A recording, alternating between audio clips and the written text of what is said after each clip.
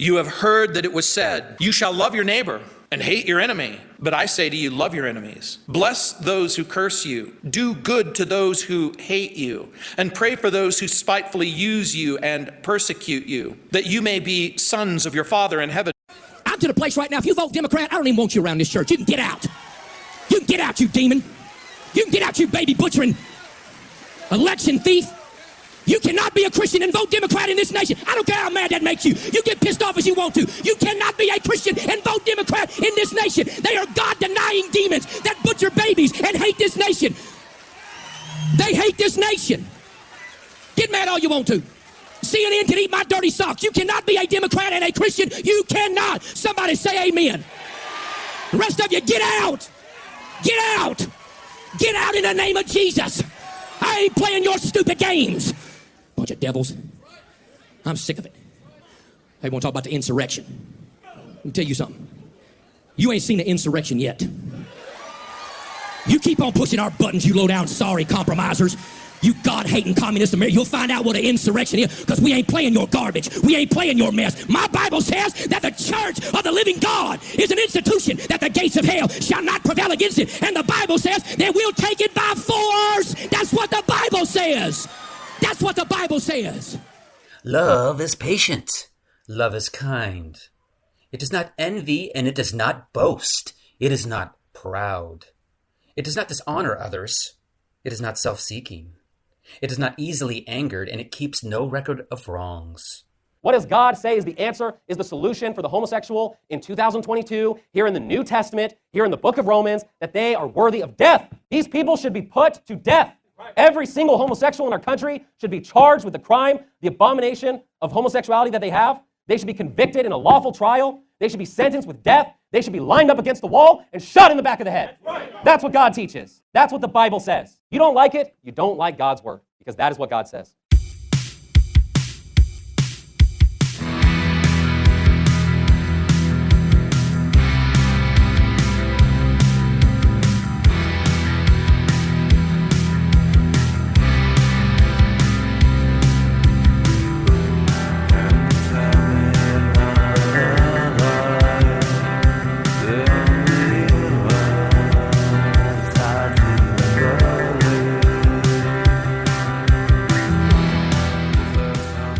Greetings, fellow Earth babies, and welcome to Post-Punk Heartstrings. I'm Jimmy James S. Butler, and I apologize for the harsh intro. But I felt it was appropriate in light of Steven Wesley Guiles and I's conversation, which we'll be continuing on this episode. Bringing us in that introduction was a harsh contrast between the love that is preached and the hate that is preached. A lot of hypocrisy hanging around in the right-wing evangelical culture, and I thought I would highlight a little bit of that hypocrisy to lead us up into Steven and I's conversation. I'm not going to go on too long on this introduction because there's an awful lot of talking that Steven and I do, and I absolutely loved the conversation. We get into politics a little bit and religion a little bit, and most of that in light of the spiritual journeys that we are both on. It's a journey of transitions, which is the name of Steven's latest album, which actually dropped on all streaming platforms October 4th, 2022. I'm a little bit late on getting the second part of our conversation out, and I apologize for that. But please don't let that stop you from going to check out Steven's music. You can find him on Spotify, Bandcamp, and a host of other streaming places. I'm going to leave a whole bunch of links in the show notes, and I will mention them again at the end of this episode. But he has a lot of material to uncover, and it's like a little treasure chest that you can dig into and look at all the shiny material he has waiting for you. So without further ado, we will get back into Steven and I's conversation. I don't have enough years left in my life to spend a lot of time trying to convince anybody to be my friend, Really, I just want to be myself. And that, I'll keep pointing back to my new album, but like my new album is really a reflection of me trying to be 100% genuinely myself and not like really be like more in the moment than I think I've ever been. And what's crazy is there's songs on there from like 2007 or something and 2012, also from 2022, but it all feels very right, genuinely right now. And even even more so as the year goes on. I'm in process of divorcing, and I never would have thought that that would be my life, but it is. And that brings a host of all kinds of different things. And it's, as far as divorces go, as I've talked with my friends, it's actually pretty great. It's amicable. We both, we care about each other, and we want the best for each other, and we don't want to do anything to hurt the other person. So like, that's pretty awesome. And that's something that, like, that's a transition that I maybe subconsciously saw coming when I was in the process of writing the album, that it became more even about some of that, like, that I didn't know, because those songs were written and done. Most of them were already written coming into the recording process, so they were already done. There are a few songs that maybe tied the album together that were specifically about, like, my deconstruction, or definitely had reference to my deconstruction. Me in a Nutshell is like the whole second verse, grew up in a Christian church, Christian college, Christian merch. And then the Now bubble that bursts. bubbles burst. Yeah. And that, like, so that for me was like, that was like a coming out song. Like, I don't want to compare my, like, talking about my deconstruction to, like, something that, like, an LGBTQ person would go through, but It's a big deal, though. It is. It felt terrifying to even put that song out anywhere, because someone would hear it, and people don't even listen through the whole song. They love the first part, and they're like, yay, they listen to like 30 seconds because they know me or something. And the people that heard the whole thing, I was a little worried, but also it was one of those things where, like, I've always heard people say, if your art doesn't scare you a little bit in some way, if you're not taking some sort of risk, maybe you're not doing it right. And that scared me, but I also felt like it was kind of like the right thing I needed to do. And there's several songs on there too. Yeah. And that really scared me. It was scaring me to, like, say that. Like, I didn't want to say, my dad's in hospice, he's dying. He probably won't live through the end of the summer, or the end of this year. I actually didn't think he was going to make it through the summer. He collapsed in January. He's had prostate cancer for a long time. He's actually lived a great life with prostate. He had, like, prostate cancer for, I want to say, 10 years, where he lived a pretty normal life. Honestly, he did everything he was always doing. He's retired, driving down to San Diego, taking pictures at the wild animal park, walking places, going out with my mom, But so, like, that's a transition I was talking about, life to death. Yeah. You mentioned life to death. Yeah. Faith to faithlessness. Faith to faithlessness. And my marriage is a transition that I wasn't anticipating I would be singing about. And there's not, like, a song on the record that, like, specifically, like, references that, because at that time the album songs were written, that wasn't a thing. It wasn't like a consideration in my mind, but strangely, a lot of that record speaks to me trying to find peace and hope, and it hits me, when I listen to it in totally different ways than I originally maybe intended the song. And now that's a lot of what that, that's like what that's hitting me. My transition from, being politically more conservative or whatever, to, I don't think I was ever, like, straight conservative. I think I was registered Democrat for a long time. I was actually registered independent, because I remember like going, I'm not a Republican for sure, but I don't know about Democrats either. But I'm going to just be an independent, which I had no idea what that meant at the time. I just felt I liked the word independent. I'm like, I'm an independent, I'm an independent artist. I'm going to be an independent. I called myself politically agnostic for a long time. That's, I probably should have. And I didn't do the research. I didn't, like, look into all the, like, really, like, dig into it. That's just not my brain.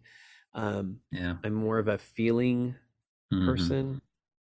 And I do have a critical mind. But I have friends who are, like, I don't know if you are familiar with Ojo Taylor, Undercover. Yeah. Oh yeah. That rocked my world a little bit. David Bazan, Pedro the Lion. I was like, what? Yeah. You know, like, but I respected him so much as an artist that I was like, okay, I'm gonna like, this is hard to hear, you know. And then Joey Taylor, like that, but I always like, he would say stuff and I'd be like, oh my gosh, this really resonates with me. Like, why does that resonate with me so much? You know, like, Yeah. why is this like ringing the bell in my head, and it makes more sense than anything else I'm hearing from anyone else? And the arguments that other people are bringing forth seem really trite or ridiculous or just blind. But do I believe that? You know, like that, you know, those things really made me question, like, that started that process for me. And then I was following like this Christian comic book artist, Doug TenNapel, very outspoken Christian who's in Hollywood, and kind of talks about the persecution of being a Christian in Hollywood as a Christian. And I followed him for a while, and then as the political climate started changing and I'd see some of the things he posts, I was so bummed, because I was like, and there's another guy, Ethan Nicole, he created this comic called Axe Cop. It's hilarious. It's so good. He wrote it with his like 7-year-old little brother. He's like 28, 29, 30. And his brother would tell him these insane stories about this cop with an axe that would chop bad guys' heads off. And he drew it. And he's a great artist. Like, he's a great comic artist. And I followed him, and like these guys, I really looked up to them. They're believers who are doing art and creativity. But like Ethan worked at the Babylon Bee for a while, and I thought that was funny for a while, and then it really bothered me. It really bothered me. I mean, now I can't even. Yeah. I can't, yeah. It's satire. Okay, whatever. I can point that at myself too. There's stuff where I like, you know, there's some stuff that Colbert says, and I love Stephen Colbert a lot.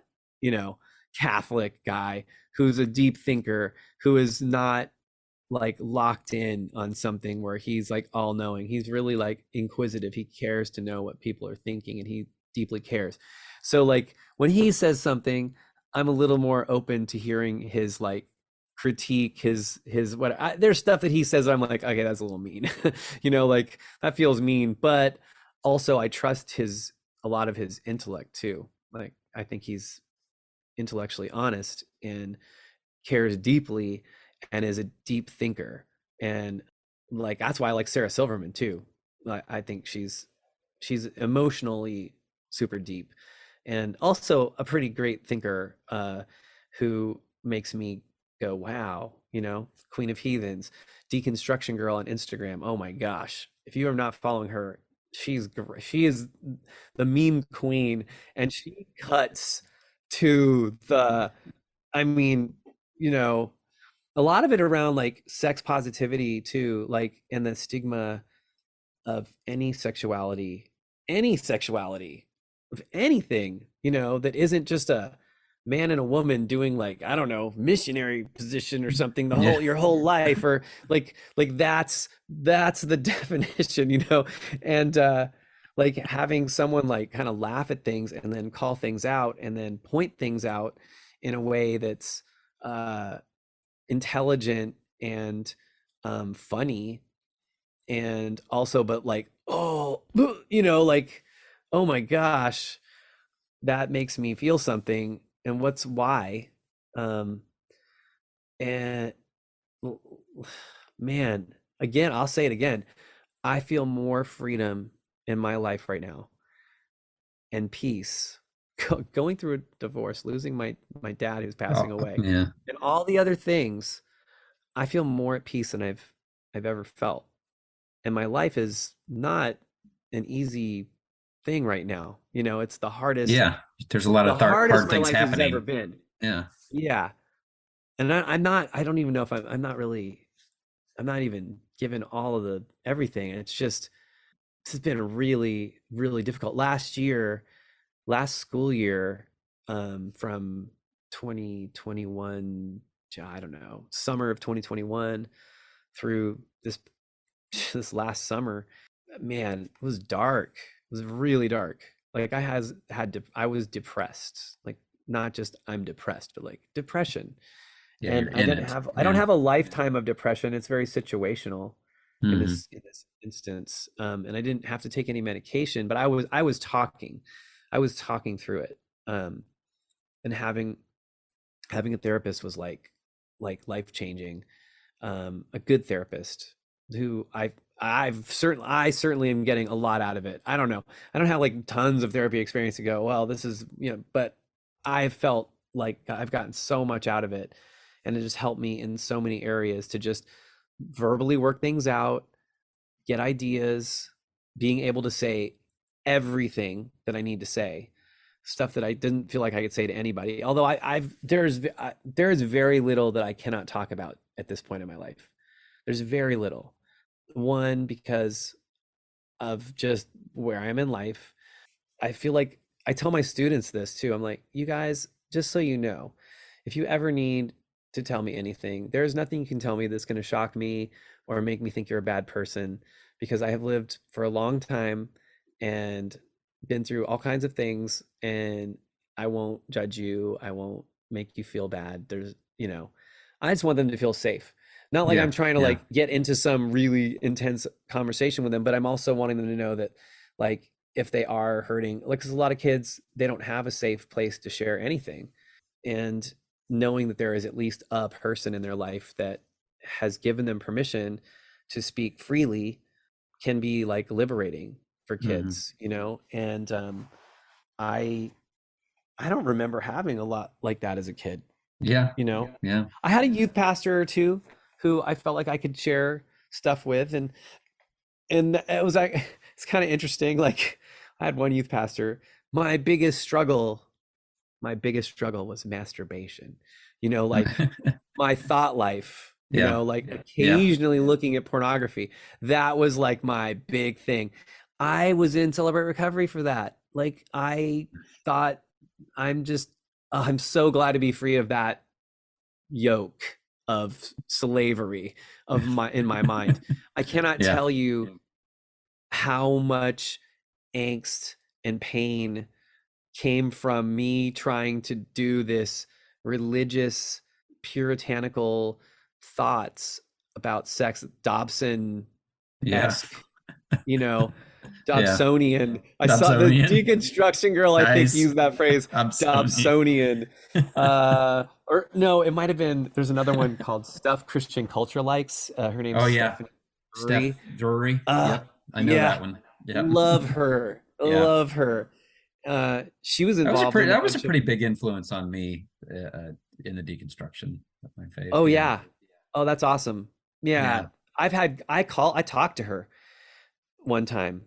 I actually like got into like a little, like, not a fight, but like a little something on Twitter with her.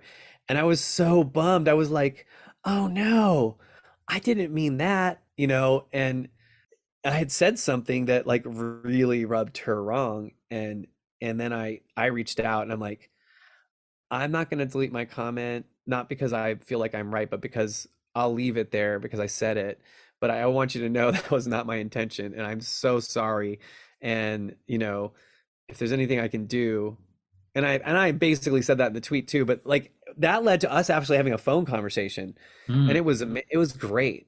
Like, it was so good. Like, I reach out to her, I direct message her sometimes. She's super cool, and there's like that group of people who, for me, have been like such a support and affirmation during that transition, from faith to faithless, or belief to non-belief.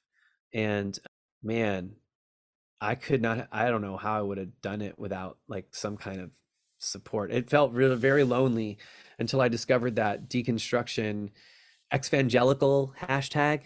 Ooh, there's an exvangelical group on Facebook that's really great. And I feel like, like, just so many like, oh yeah, like the God's gain, your law, whatever, God's gain shirt, like, those cheesy Christian t-shirts that we had in the back in the day.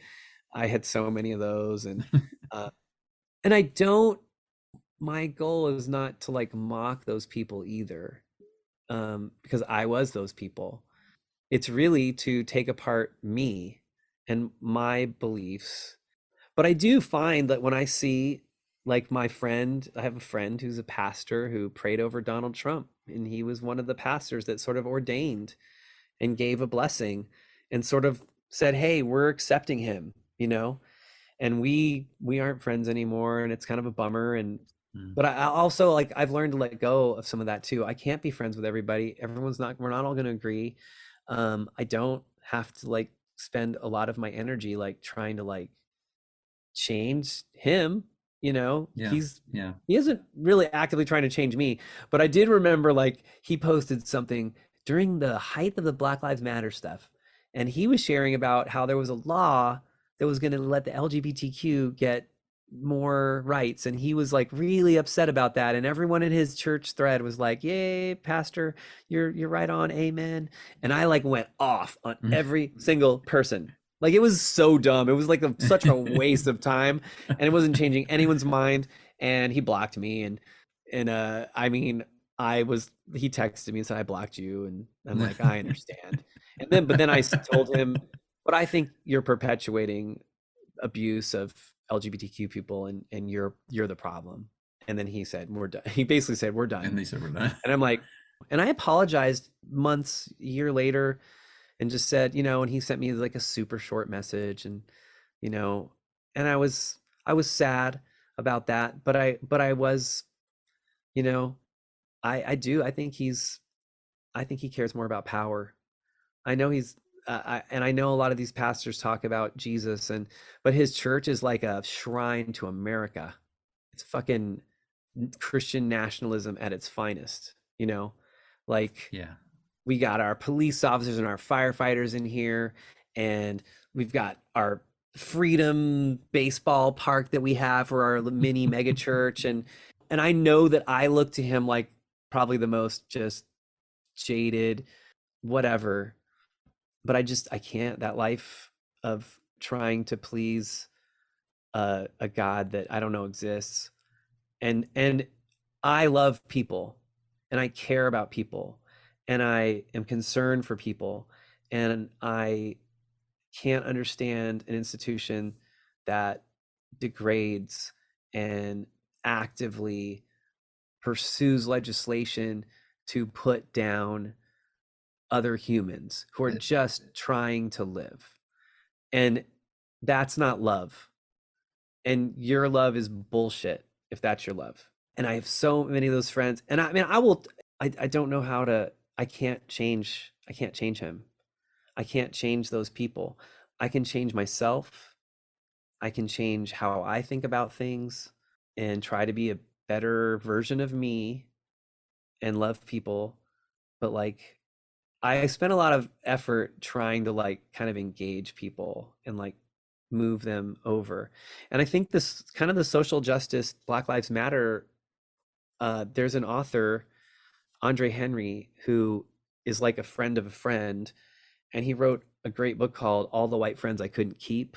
And he just said, basically, he gave up trying to like bring people along with him. He said, I'm just going to find the people that are on board, and we're going to band together, and we're going to do what we're going to do. And he's studied, like, researched, he's very intelligent, and he's also a musician, a really, really good musician. It's probably how our circles like kind of met, not because I'm a really good musician, just because he was, and I had musical friends. But he was just saying like a lot of the revolutions where countries had like this social change for the better came from like 3% of the population actively involved. And he said, so I don't have to turn all these Republicans I don't even have to make all these Democrats. I just need to find the 3% that will push, and that can be the change. And so like, I'm more about now finding my people. I have a friend, songwriter, co-writer, her name's Katie Dwyer, and she wrote a song called I Found My People. It's a great song. And she actually sings on the first song on my record. She's the dueling lead. She basically wrote the melody for Maybe Jesus Knew. Maybe Jesus knew what he was talking talking about. Yeah. I'm not, that's me, like, and that was written in 2022, well into my deconstruction. And using that as a start off for me is also like kind of recognizing that is a part of who I am. I grew up in the church. I am steeped in the church. There's no escaping that that's in my brain. You know, how I use it in the future is more up to me.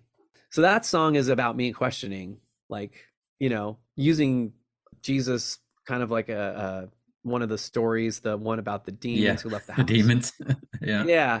And then using that as a kind of a bouncing off to talk about like me questioning the hardest things in the darkest corners of town, you know, like, and that was inspired by like a Phoebe Bridgers, Connor Oberst's song, and written during February album writing month of this year, and then ended up on my album. I'm like, I think this song is so new. Like, I'm putting this album out in like April or something. Like I'm finalizing everything and shipping it to get CDs made.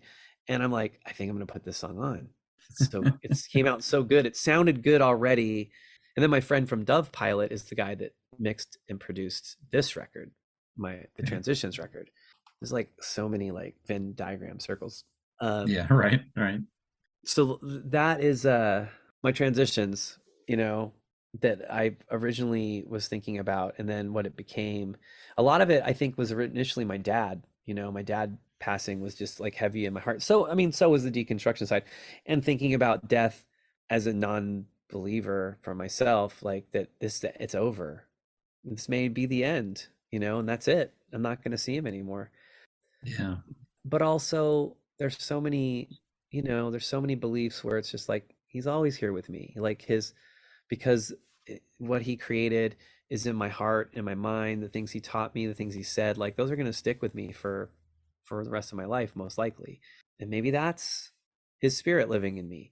Maybe that's his spirit in heaven. Maybe that's karma and coming back. And I don't know. Yeah. I don't know. Right. I don't claim to know anymore. I don't claim any certainty other than I am uncertain. I guess so. I am proclaiming. There's a freedom in that, though. There is a huge freedom in that. The need to be right is what bothers me about really aggressive evangelicals. And I have dear friends who are active in the church, and they're not like aggressive about it, and they're not like, I'm right, you're wrong, you know. And I don't presume to tell everyone they should just leave church, because I think if it's giving you comfort and you're not harming people. The problem is I think that the church is harming people. Yeah. I think there's harm coming from the church. I'm not saying all churches, not all churches, not all police officers, not, I understand. I understand this, but it's not a bug. It's a feature. It's not a bug in the program. It's a feature of the program. Yeah. It's a feature. It's systemic. It's a part of it's built into the teaching. The misogyny is built into the teaching. The teaching. The teaching. Yeah, the teaching. It's built in. It's built into it. And you can be the coolest people and have the coolest pastor. That doesn't change the base level theology system of belief that you're holding that is harmful, that holds harmful teachings. And I have a pastor friend who I love dearly, and I know he's super sensitive to that, like cares about LGBTQ. I don't know if his church is affirming or not, but I know he is. So it's just when I mean, there's a lot of churches that are like the church I was a part of. I'm still, friends with like a lot of people there, and it's very much a come as you are, accept everyone, community type church. Like you're there for social community. But I think, I don't want to put words in your mouth, but what I'm thinking along with what you're saying is if it's a church, if it's a Christian church, at some point you get to a place in some discussion or something where it's like, okay, you hit against the base belief.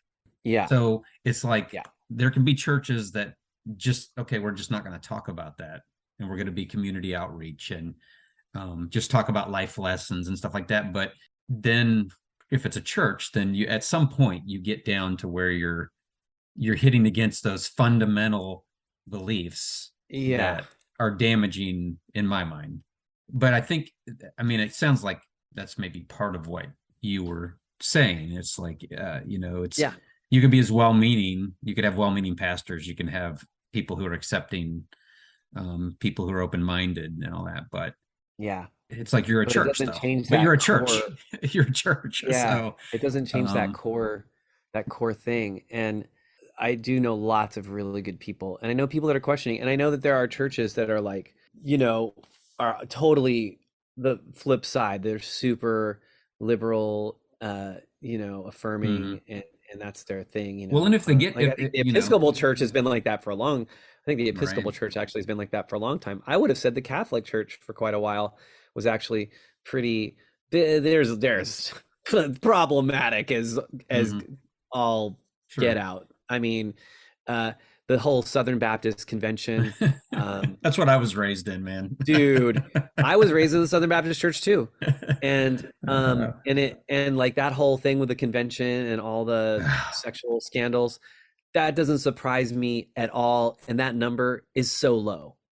I guarantee you that number is so low. Those are just the ones that came forward that had some credible like research that people said anything, you know. Yeah. There's so much more, guaranteed.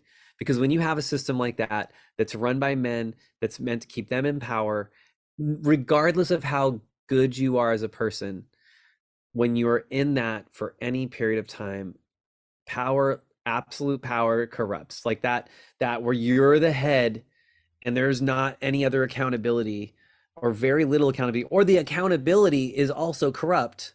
Yeah. Like it's not, it doesn't, it does whatever it can to keep the system going. Yeah, it's set up to happen. It's set up to happen. So I'm actually looking at my album. I'm looking at the song titles. Like my goal is ultimately I want to love people. And like I have coworkers who we have radically different political opinions. But I've known them for like 15 years or 20 years, and I can talk with them. I can talk with them about it. And like, I have one of the ladies in my work who's got I think she has 3 sons that are police officers. She's got her Blue Lives Matter coffee mug.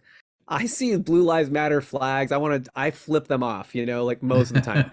I love her and would do almost anything for her if she asked me to. And I know I've talked with her about it, and we've had good conversations, and neither of us is going to be changing our mind a whole lot. But I know her to be a genuinely pretty great person. And I think she thinks that mostly about me too. I think she thinks my politics are wrong or whatever, probably. But so I think I really do believe a lot of people are like that. So the second song on my album is called Cats and Dogs. I mean, it was like written right in the middle of like that really hard year. A lot of this, I feel like the whole political cycle. And I know that people that are like conservative right now feel they are living under an oppressive regime of oppression or whatever. Yeah. And I do want to recognize that like that's valid, and their world feels really weird and jacked up, and I have compassion a little for that, like, because I felt that way. Yeah, I felt that way. I don't feel like it's a clear apples and oranges comparison when you talk about like what's going on, but yeah, for example, the issue of abortion, like I for sure would have said for a long time, I think abortion is wrong, but I would not say, let's have this 10-year-old who just was raped have this child. Like, that's crazy to me. Like, I always would have said that's crazy. And I have changed my opinion. I feel like if like Marco Rubio or Donald Trump feel really strongly about something, like I'd be safe to just be like on the exact opposite of it sometimes.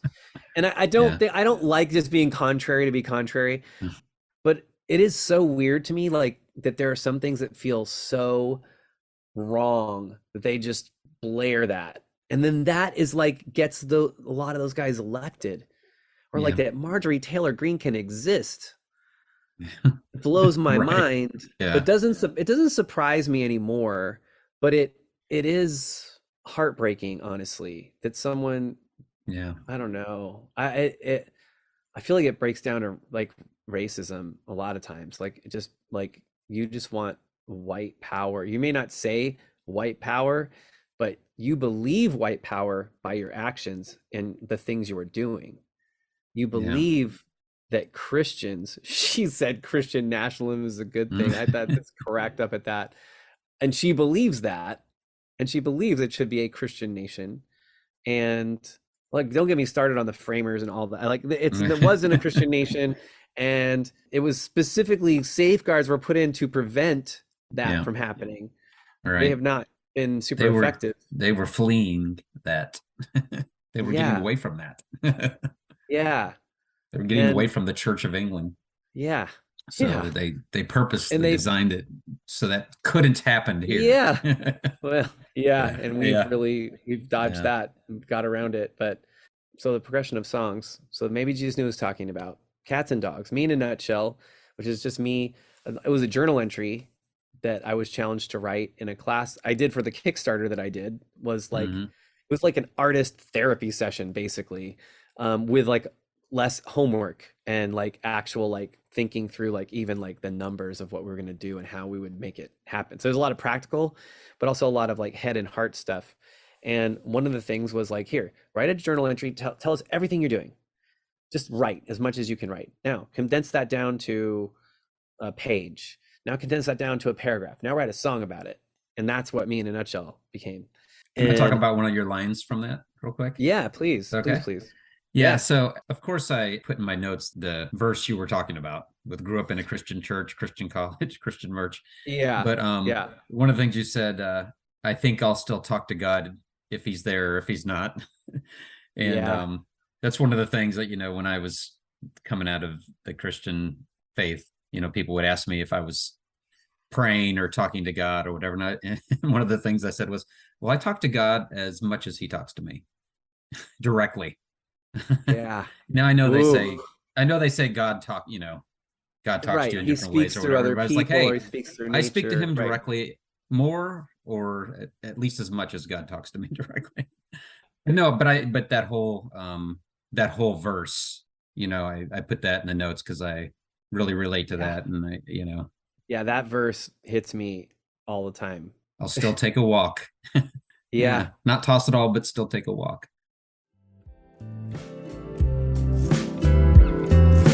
Grew up in a Christian church, Christian college, Christian merch, in a bubble, in the lurch. Now I think that bubble's burst. I think I'll still talk to God, if he's there or if he's not. Reevaluate my thoughts, not toss it all, but still take a walk. Black lives matter, so do you. Jesus Christ and Buddha too. From the bottom of my soul, I just wanna be made whole. Conversations from the heart, crying when I see great art. Empathy from every vein, but not immune to feeling shame. Some people think that I am crazy. My brain's all over the place.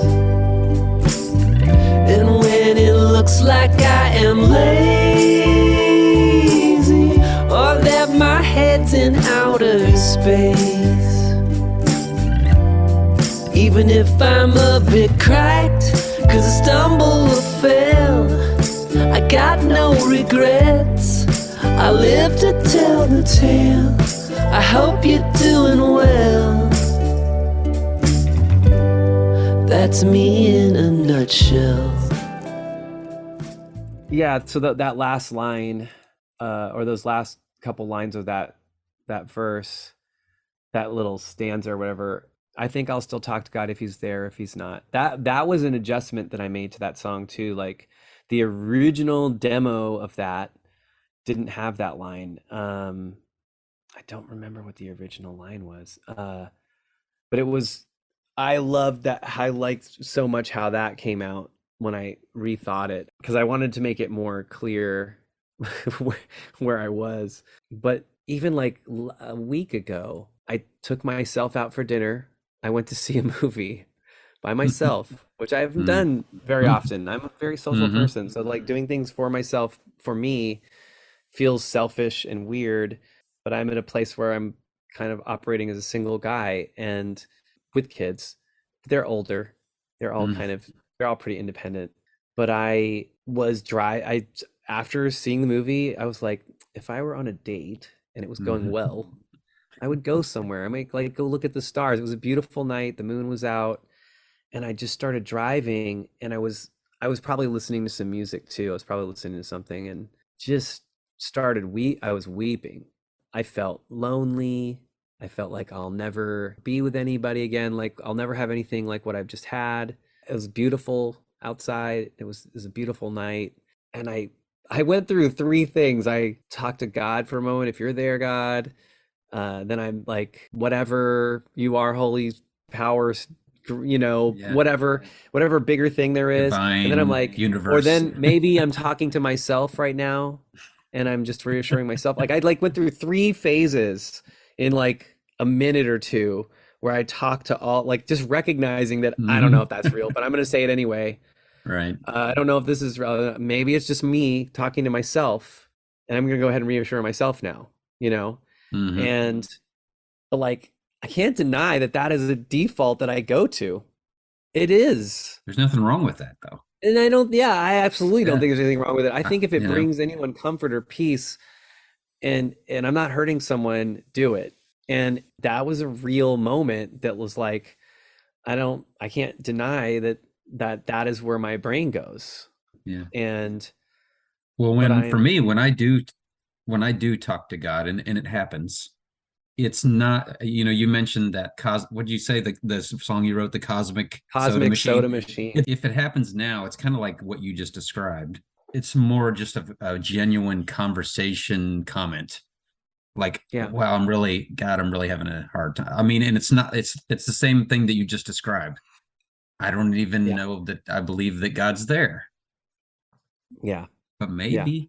But it's not, can you do this for me? Or what, that kind of thing. Yeah. It's more like this sucks, or I'm in fucking misery. Like and I'm just putting that out there because this is what I'm feeling or where I'm at. And there's a song. Is it you talking yourself through it? Is it you talking to God? Like just exactly what you just described. Yeah. It's funny. Like I have these three songs and I took them with me to my friend's house, and I had a guitar. One of them played piano, but there was a song that I heard on the Christian radio station back in like 1989 or 19 whatever. And it was a song called "This Is the Sea" by the Waterboys. I don't know if you're familiar with the Waterboys, but I know the Waterboys. Yeah, this is a great song. And I almost couldn't get through the song when I was singing it. This was on Christian radio? Yeah. They were very they played U2. They played The Alarm. Okay. They play like Simple Minds. They were doing, and if it was kind of faith adjacent, they got a lot of crap. They got a lot of crap for playing that stuff too. But there were some where they were like really, they were gonna hold on to that. But so that song wrecks me. What was the name of it again? The eyes. It's called The Waterboys, and the song is "This Is the Sea." I think the album is called "This." I've heard that song. Yeah, it's a good song. I love that record. Whatever that record, that album is really good. Where's my? So then this song, "Cosmic Soda Machine." I'm gonna play it for you.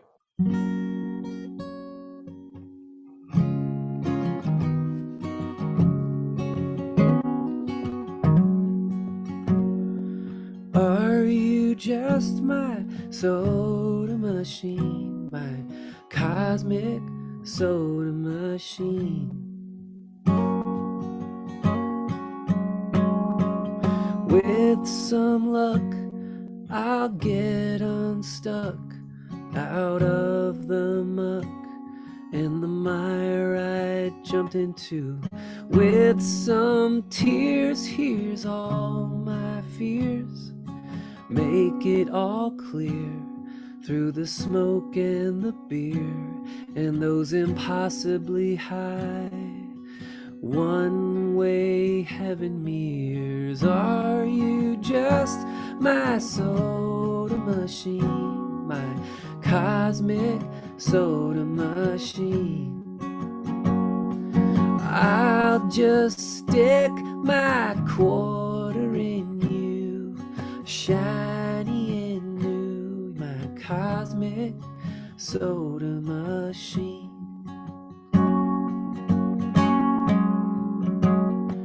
Well, with your power and with your strength, I should think that it'd be quite possible for you to shrink my debt. And then could you stop the leak in my bathroom sink?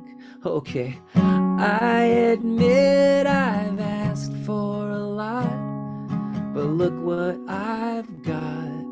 It's really quite pitiful.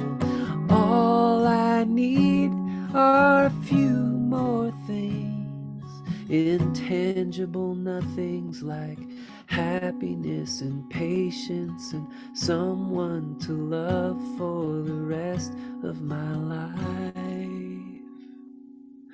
Are you just my soda machine, my cosmic soda machine? I'll just stick my quarters in you, shiny and new, my cosmic soda machine.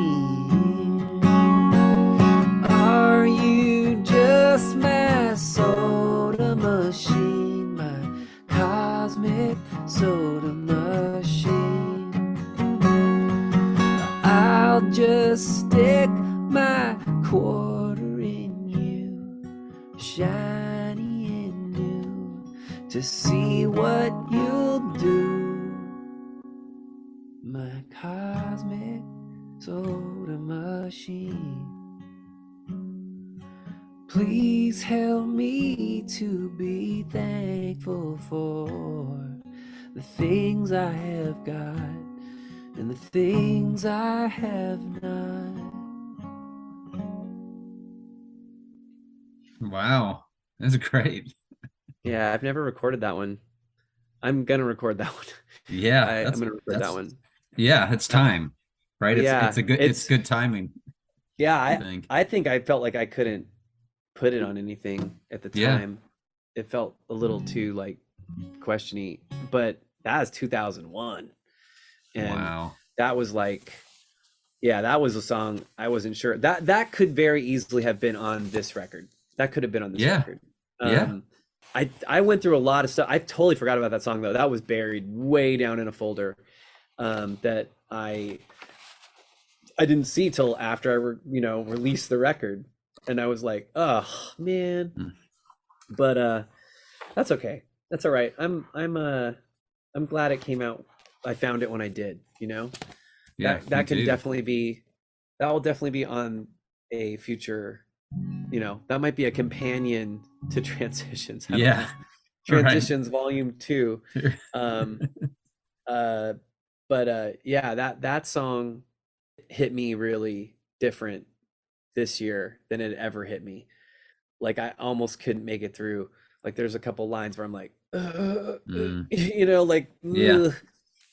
and I'm so thankful that song existed. And like I don't know, I'm glad.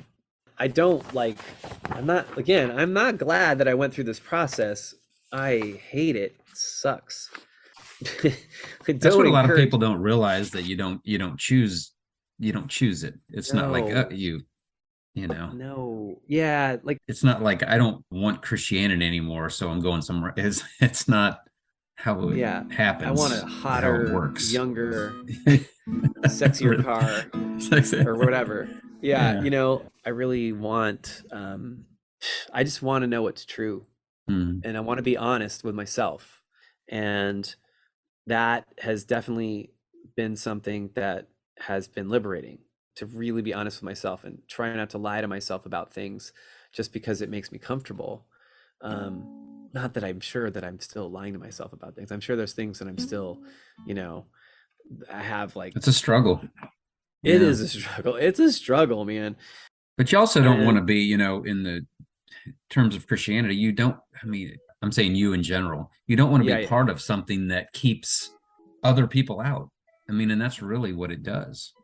It's a community that, excludes a whole bunch of other people who believe differently or maybe don't believe at all. And it's like, if you're honest and reflective,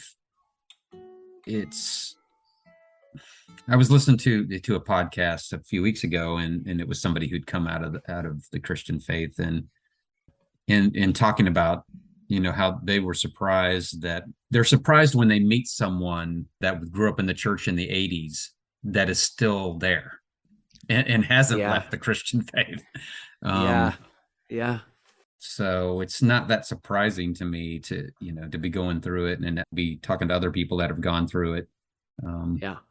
No, And- not at all. I mean, the more I dig in, the more like I'm so running into people now, like all the time, who are like, yeah, I'm not there anymore. Like and some of it's because I said something and they're like, oh, I can say that to him. Yeah, I can it's funny tell how you him. kind of fill each other out sometimes, right? Okay, yeah. Yeah. Oh, Yeah. And then you like, because they're like, I think there's a group of people like when this record came out who reached out to me and were like, you are talking to me right now. And that was just the best. I've never been so blown away by like people who have responded to it. And I probably the most, and it's not like there's tens of people tens of who are reaching thousands. out to me. Tens of yeah, people. tens of people who have reached out to me. But man, I mean, that's more than most of the other stuff I've done. And I'm okay with that. Like I made it for me. Ultimately, I wanted to find, like, this was not me making this for film and television. Actually, two of the songs on there are songs that I wrote with friends that ended up being like songs that got used, or at least they were part of a music library. They were accepted. Mhm. The last song, Some Hopes, which I love that song. My Yeah, friend that one makes me Laura- pretty emotional, I'll be honest. Yeah, me too. Me too. That's Yeah. another one that's hard for me to sing. Man, and that was a song I wrote with my friend Ethan, who was someone who I'd talked to about my struggle with my faith, and then we wrote that song up at his studio in Bolinas, right above San Francisco, and we were like right on the ocean, like we're just like right there. His house, he's like this house that his parents bought in the 60s or something, so they got it for nothing. It's worth $4 trillion, like on the beach looking at, but it was beautiful. And we were just playing, and I just started strumming something, and I came up with a basic riff of what it was going to be, like that little line. And so that song, I love that song. Beautiful. That's hard for me to play. It's not emotionally, sometimes I can do it, but just even it's like I use this alternate tuning guitar. I call it my Bon Iver guitar, and it's tuned to kind of a weird open C something, and then it has a D on the high E string where it normally would be like an E. And it's just an interesting tuning that I think I try to imitate Skinny Love, like whatever his tuning for Skinny Love. And then it became something a little different, and then I've used that guitar for years. I haven't changed the tuning on it, and I just use it tuning just the same. Yeah, I'll pick it up and use it and try to figure out different songs on it sometimes, or something will come to me. It's just like playing guitar with a different tuning will make me do things that I don't normally do. It's kind of cool. Yeah. I don't know why I was sharing all that information, but yeah. So all that to say that, like, oh yeah, well, so two of the songs on there were actually let's see, maybe Ended up Jesus in was a co-write with Katie. Then there's Cats and Dogs, which is just about like people being different and trying to find that like middle ground. Me in a Nutshell. Oh yeah, you were kind of throwing some lyrics at me too. Yeah, I would love to respond to any like thoughts on songs or whatever too. So let's maybe do you it. could throw some stuff at me and I'll Okay, give you some more. so we've talked about some of it. We talked about Cats and Dogs a little bit. Talked about Me in a Nutshell. Peace with Myself. We talked about that a little bit, but I copied. Go ahead. Yeah, I was gonna say that's my friend Amanda West. She lives in Ireland, and we've been co-writing for like a long time. Like we've written a lot of songs together, and we were like really specifically writing for film and television. We have like a band.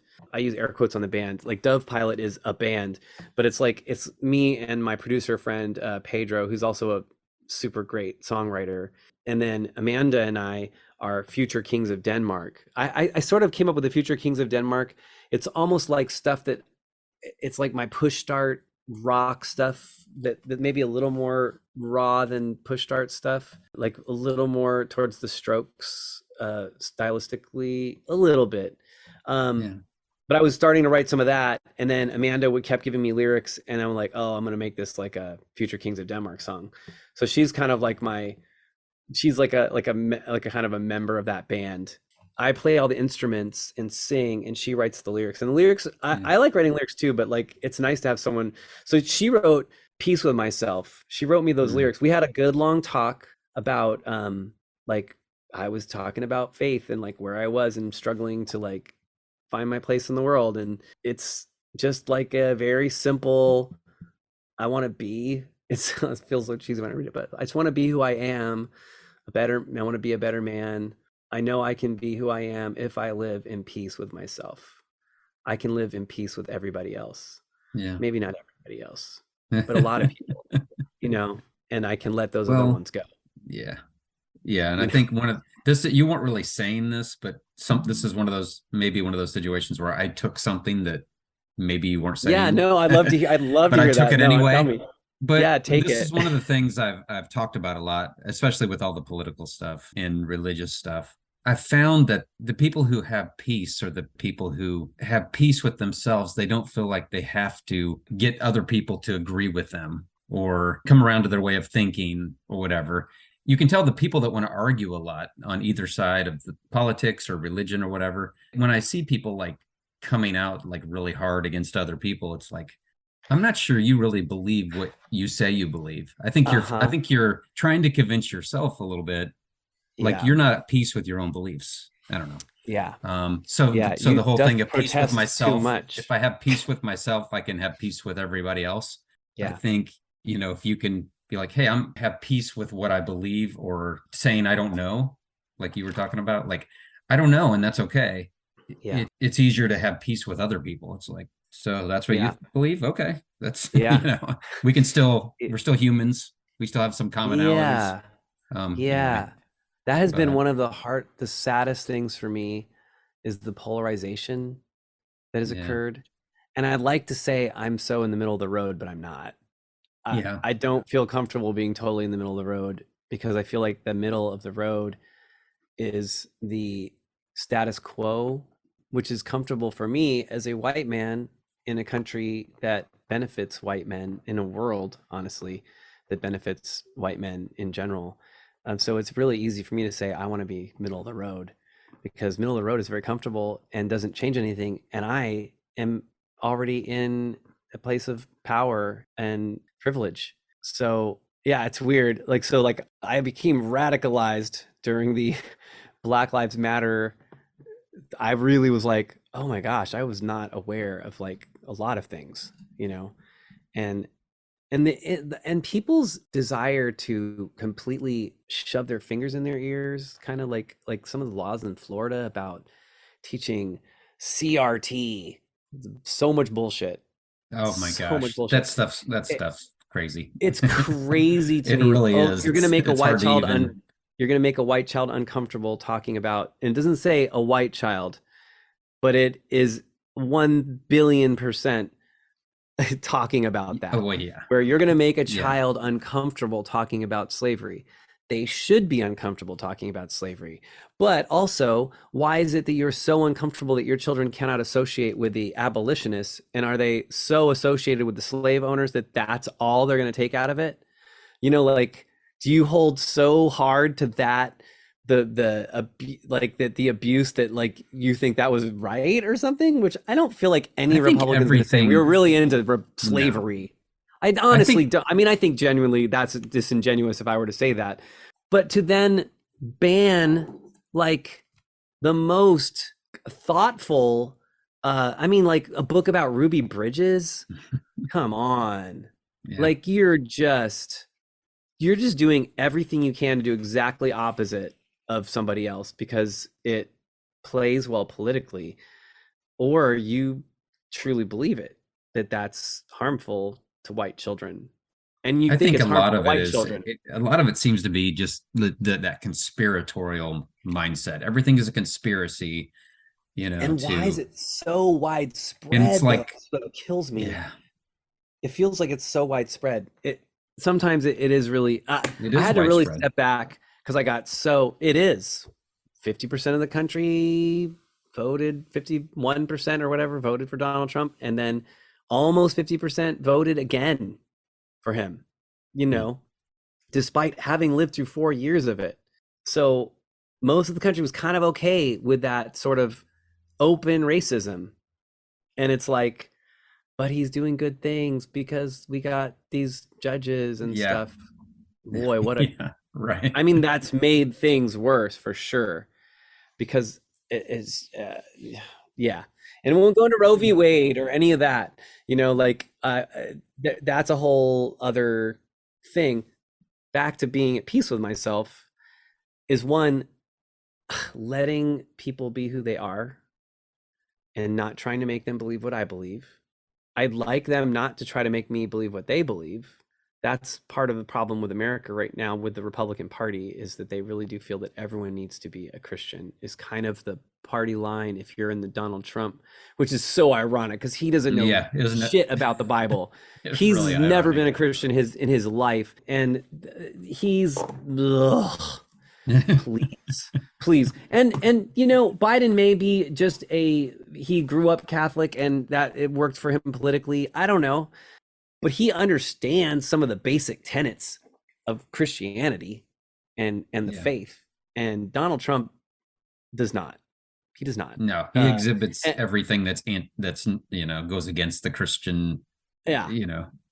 Yeah, and I understand people like having issues at least with Biden too. What Jesus displayed, I guess you could say. That's at least how I thought I understood Jesus, you know? Yeah. So it was either I had a really wrong view or I don't know. So I ultimately am desiring to make peace with myself. I know that I cannot force others to be at peace with me. I cannot make people like me. I cannot make people hate me. They're going to hate me, or they're going to like me. They're going to love me. They're going to care about me. I'm going to gravitate towards the people that love me. I'm not going to avoid everybody, but I'm not going to try to spend my time convincing or changing people. You know, they're on their journey. They have their own higher power, their own God, their own belief, and that's for them to work out. And maybe my living my life authentically and true will encourage others to like do that as well. Yeah, it will. And I think it does. And again, like, people have been very open with me because I've been open with them. I'm not, I don't know. I'm not like pure honesty all the time. I don't think I'm, I definitely don't think I'm better than anybody. Even Donald Trump, look, he's a human who went through a lot of probably horrible, like his life was probably not super great. Being raised with lots of money in a loveless home probably is horrible.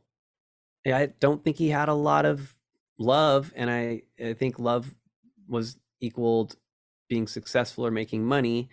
And wow, what a horrible way to live, you know? Yeah. And most people at the end of their life are not going to be like, I wish I had made more money. It's going to be, I wish I had spent more time with my family, and I wish I had done more things with my friends and told them that I love them. Why is that? I think that's the more important thing. Warning. So other songs on there, there's a lot of songs about love on this record. If I Succeed in Anything, Let It Be Love. That's actually a single that comes out next week. As far as like the album's out, but it's not like out. Like when it's on all the streaming services, it's out for everybody. I mean, I just did that initial thing so it would A, help pay for it. B, people that are real fans a lot of times will buy the record, and that supports me, and it goes back into like helping me make the next album. And I know like once it's streaming, you know, you're getting not even pennies, you know, unless a billion people, unless it gets on some playlist or something, which is cool. And I'm not trying to do that. I am. I believe in this record. I feel it's really strong. It's the best thing I've done, I think, like this, like my solo stuff. And I like all my solo stuff. I'm just very happy with how this one's quite a bit different. Yeah, it is. It is. It's a little poppier. It's more It's more upbeat. It's less insanely it's much more upbeat. Like which is if I Succeed in Anything, Let It Be Love. I don't know. Yeah. It's so weird. Yeah, it's so weird because it's got like, I wanted to be like purely who I was, which was a little nerdy, emotional, sappy, hopeful, questioning, deeply caring about social issues. Like I feel like I hit all of that, you know. Like there's like a love song on there that I wrote every year. I write the Beatles. Well, every year until probably this next year, I wrote a song for my wife on Valentine's Day. That tradition will not continue next year, but or maybe it will. Maybe it will. I'll write a love song. I'll still write a love song. And I still care about her, but but there's that song on there too, which I think that's a masterpiece, by the way. I mean, there's a lot of great songs on here, but what you did was it's very masterful. It's very masterful. I'm very proud of like how that came out. The titles of Beatles songs and have it not sound cheesy. Because it doesn't. I honestly was like, they had so many song titles, so I had a lot of. I mean, I think they were almost all except for the woo and yeah, which I might even be in a song title. But for certain, they use those in their songs. Definitely. I love how that song came out. Like, I love how pretty it is, and but it's using these like really cliched phrases from some of their song titles, but it doesn't how sound they work cliche together the way you did it. I know. I love how it came out. Like, it makes me so happy when I hear it. Yeah. And then If I Succeed in Anything, Let It Be Love. That song almost didn't make it on the record because one, originally I was like, this is too happy. It's not cool to be this happy. But I'm like, but that's an important thing too. Like, why am I shying away from being happy? And like, songs I love are about pure happiness and joy too. Like, that's why like a song like Happy by Pharrell, you know, because I'm happy too long to feel like a happiness is there's such a great, feels so good. And I'm like, I love that. I don't care if it's a poppy pop song. I love poppy pop songs. And so that was my attempt at writing kind of a poppy pop song, but sincerely written. And I do hope that if I succeed in anything, that it's love. Loving people, loving myself, loving my kids, loving my family, loving my friends, you know, loving people that don't love me. If I can, you know, if it's possible. Like, that's a Sarah Silverman story. She basically converted this skinhead Nazi who called her the worst things because she decided, instead of like responding and destroying this guy like she totally could verbally and on Twitter, she kind of like reached out to him, said, hey, what's going on? And discovered that he was dealing with all these health issues. And all the people from her community like supported him. And then he ended up converting basically from this life of hate to like going out and talking to people about it and like being on the other side. And it was because of that love, like just responding in love as a not Christian, not from God. Look, maybe God inspired her to love, you know, and she just doesn't see it. Whatever the case may be, love is something that I don't fully understand, that I know I need and I want, intimate physical love, spiritual, emotional love, friend love, love of my friends, love for my children, all kind of different. I know there's the 4 Greek loves, Yeah. Yeah. But yeah, the Beatles maybe did have it right, that all we need is love. And I always thought that was a very sappy song until, I don't know, like a couple of years ago, where I'm like, I think all we need is love. That might be actually boiled it down to like really what it is. And maybe love is that thing that is the spirit, that is the universe, that is God, that is maybe just love. I don't know that I understand it, but I do know that I crave it.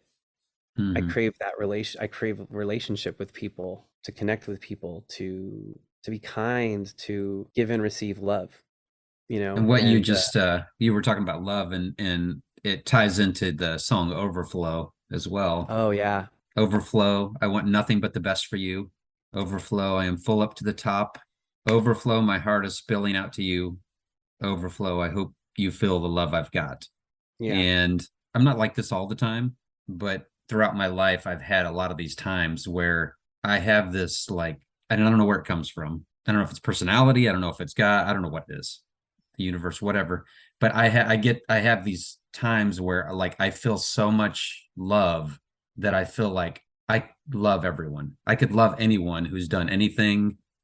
And so that's what that song, I very much related to that because of that, whether that's what you were saying or not. But it's like, yeah, for sure. That's for sure what it's like. So that was pretty touching to me as well. Yeah, that song is, I love that song so much. Yeah, I mean, that really is a lot of what it's just, I feel this, like, it's like that, about that feeling when you're like, yeah, you just could love anybody. You want to love them. You want to bring them along. Like, I would love to love Donald Trump and to like be a normal human. Like that, the fact that this total skinhead, horrible white power guy who I would just not give the time of day to, and would be so, please arrest him if he died. Don't care, Right. I don't believe, but like, there are just people who are so abrasive and so horrible. And to see that love just change somebody, because the way you choose to respond. And I think Sarah Silverman responds out of, she's done a lot of work on herself. She's done a lot of therapy, counseling, self-evaluation, self-reflection. And I think it's very difficult to love others when you can't love yourself first, which feels like a very foreign concept in the church. There's a lot of not irony. It's like when things are like total opposite, but like, you're a sinner and you should go to hell for being who you are. But hey, God loves you, but he hates you, and he hates the sin. Just the conflicting messages that you are a worthless sinner who deserves hell. Yeah. But God is all about love. But God is all about love. Wait a minute. But God also made us like that. Yeah. Yeah. That's the hard part. Free will. You were given free will. Was I? Did he make everything? Yeah. Did he design it? Is God is he perfect? So then he designed us imperfectly, or he gave us free will so that I don't know. Yeah. I feel like those are very hard to justify arguments. And I don't feel like I fully have like this logical grasp, like where I can just do that. Yeah. And I don't care to. It's dishonest to say you know the answer for anyone. Right. and I don't care to like prove, like, I don't need to be the Hitchens or whatever of because I don't know. I think it's good to try to like reason out what you believe and really understand it. I think that's a worthy goal. And I am doing that. That is part of my process. I ultimately want to love people and myself, which always felt selfish in the church and how I grew up. Like, loving yourself was not something you really talked about, honestly. And I feel like that is actually a huge part of what has to be done. Have to be able to love yourself as you are. And if you can't, you have a very hard time extending that love to anybody else. I think you're absolutely right. I think I am. I think that's what I've learned in therapy. That's part and of the support truth, groups. I Yeah. feel like in support groups and like, you know, like the reason I even stick around in doing those things is because I really do think, not because I think I'm hearing what my ears want to hear, as the scriptures say, you know, like they said things that would tickle their ears. I'm not doing these to tickle my ears or give myself a pat on the back so I can justify my life of sin. I am just desperately seeking to like live my life, to take care of myself, to love myself so I can love other people. I think that's a pretty good goal, you know, to like love other people. And if like, and I think it holds out. Like, I think when I see people that they're completely self-absorbed, they don't give love very well, you know?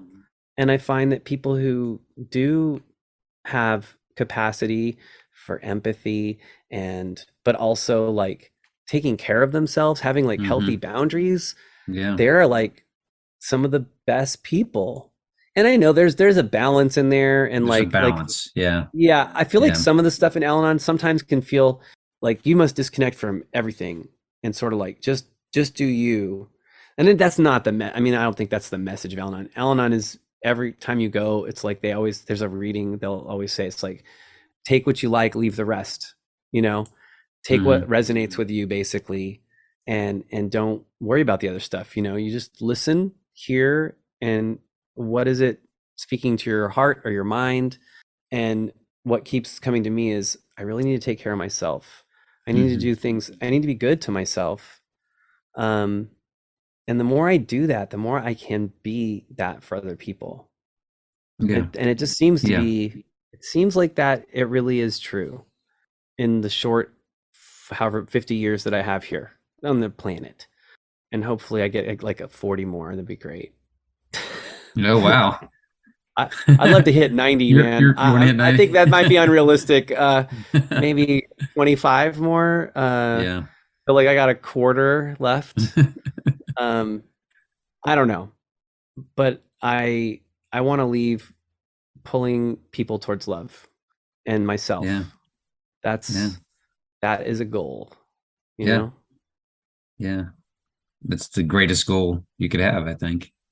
I think it is. And you're so right. There is a balance, but I think a lot of people they push themselves aside and they don't attend to their own needs, and then they have nothing, and then and you can't love anyone else or help anyone else. But it is can be a difficult balance, I think. And it's really hard to like look at yourself and like your moral failings or your whatever. And it's interesting. I'll tell you that one of the things I feel like I'm hearing in both places, in recovery and in therapy, is that like, you're not necessary. There's not really anything wrong. You're just you, you know, it's more like acceptance. This is who you are. And there might be elements where you're like, yeah, I'm really judgmental, or I'm really controlling. That's probably my like wanting to control things, because maybe my life felt uncontrollable, or maybe my belief system made everything feel like it was uncontrollable, and I needed to like do lots of control things to, you know, like even on one of my first records, that's the record with Tammy Faye. Tammy Faye's face on the cover. I love Tammy Faye legitimately. Me too. By the way, have you watched any of the show? Eyes of Tammy Faye? Did you watch The Surreal Life? Did you see The Surreal Life?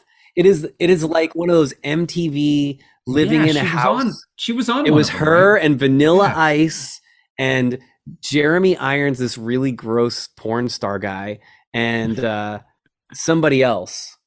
And she just loved everybody. I shouldn't even say he's a gross porn star guy, because she loved him and treated him with so much compassion and love. Everybody, even no matter how weird or gross they were being or whatever. I was like, oh my, that made me actually look into like seeing the documentary on her, because I watched it and I'm like, dude, she's legit. Yeah. Such a loving person. How did I miss that?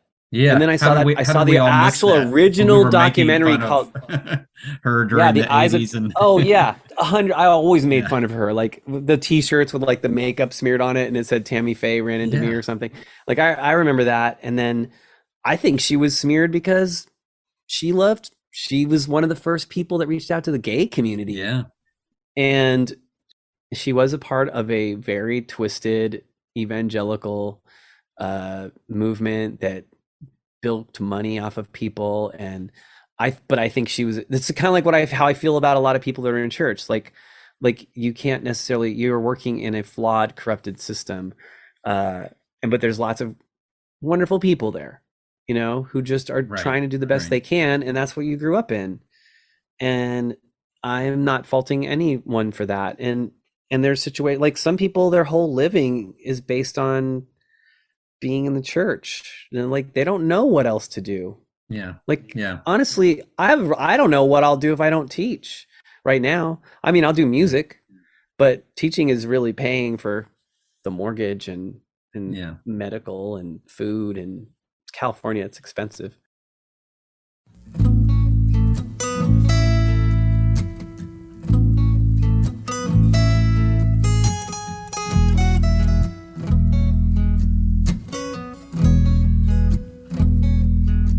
There's a time, there's a place for everything under the sun.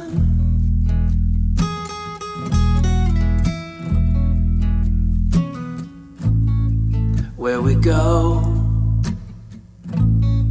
who we know, if we stay or if we run.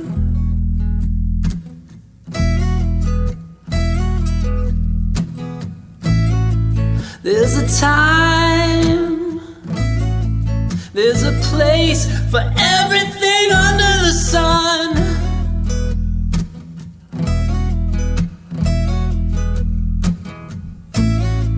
When we go, who we know, if we stay or if we run. If we run, I just wanna be who I am. I just wanna be a better man.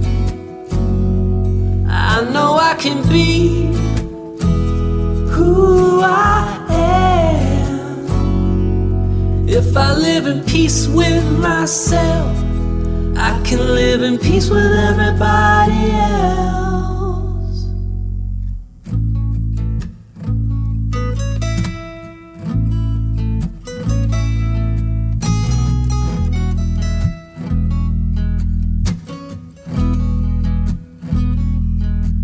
I won't follow any other, gonna make up my own mind.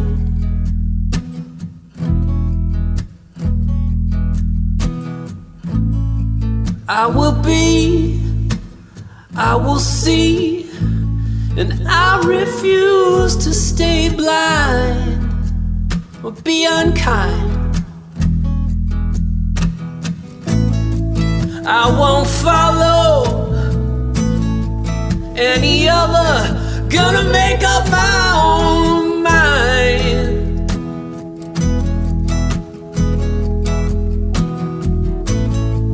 I will be, I will see, I refuse to stay blind or be unkind.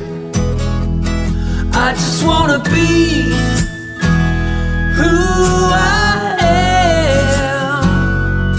I just wanna be a better man. I know I can be who I am. If I live in peace with myself, I can live in peace with everybody else. If I live in peace with myself, I can live in peace with everybody else. I just wanna be who I am. I a better man. I know I can be who I am. If I live in peace with myself, I can be at peace with everybody else. If I live at peace with myself, I can live in peace with everybody else. If I live in peace with myself, I can live in peace with everybody else. If I live in peace with myself, I can live in peace with everybody else. In peace with everybody else, I can make peace with myself. I'll bring it back. My favorite recording on the album is a song called Magnets. And it has the most beautiful orchestration that I've ever been a part of. My friend Andy Roseland orchestrated this for me, and I've worked with him on a couple other songs in the past, and then just knew he would be perfect to help me on this record. And that song is about, like, it's, you know, it's kind of stated in the song, but are we magnets? What do we attract? Just like, I know that, like, there are things that pull me towards them that aren't great. I want to pull love ultimately. And that song, it just, like, more than half of the song is me singing ba ba ba ba, and it's there's nothing. If you look at the lyrics, the whole last part of it is ba ba ba ba ba ba ba ba ba ba ba ba. But the emotion of the song to me is so much. It's so much. It means so much to me, and it has a feeling that, even though this, like, looks ridiculous on paper, it's stupid. I mean, the 77s had a song called Ba Ba Ba Ba, which I loved that song too. Ba ba ba ba ba ba. I believe if it gets me all through the night. But such a good song. the rest of my life. That's the best Baba song I know. That's a great. I'm hoping that my Baba song will be, like, you know, in the list of Baba songs. But I love that song because of the feeling that it gives me. That singing those words has a significance that I cannot express, and I don't fully know what it is, but it's really important. And it sounds so dumb when I'm saying it out loud, but I think part of the song expresses it. I think some of the lyrics express that, and wanting to go home. Like, there's the bridge part, which I wrote later, way later after the song was first written, because I felt like it needed another part, and I love that part. In fact, people will say, "Can you play the Coming Home song?" And I'm like, Coming Home song. And they're like, because that part hit them so much, that part. I'm coming home for you. I'm floating home. You're pulling me home towards you. You know, like, again, this is not like, there's no genius Dylan lyric writing here, but the emotion and the words together, for me, just, it hits me when I hear it. It hits me when I sing it. That's part of the magic and mystery and art of songwriting for me, is that, like, you can have the most, like, there's some ridiculous lyrics out there that, boy, when you hear them sung, they are like, wow, like, what a powerful piece of music, you know? And this is powerful for me, this song, and for some people, and other people have expressed that too, but I'm looking at it again. My goal in a lot of these things is, like, how can this change me? How am I changing myself?